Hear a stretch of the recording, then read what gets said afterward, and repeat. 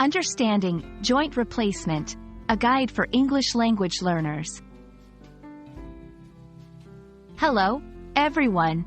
Today, we're going to explore a medical term that you might have heard but might not fully understand: joint replacement. This is a common procedure, especially among older adults. We'll break it down so you can understand what it means and how it's used in everyday conversation. Let's dive in. Before we delve into joint replacement, it's crucial to understand what a joint is. In the human body, a joint is where two bones meet. They allow our bodies to move in various ways.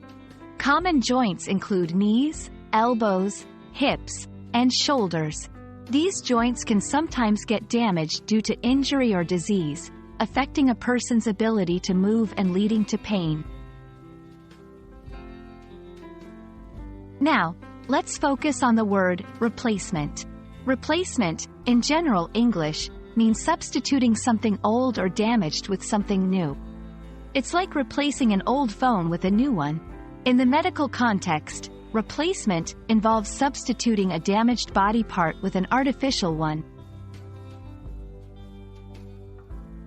Combining the two, joint replacement, is a surgical procedure in which a damaged joint in the body is replaced with an artificial joint. This artificial joint is often made from metal, plastic, or ceramic materials. The most common types of joint replacement surgeries are knee and hip replacements. People usually need joint replacements because of severe joint pain and mobility issues. This pain is often due to arthritis or injuries. The goal of joint replacement is to relieve pain, improve mobility, and enhance the quality of life.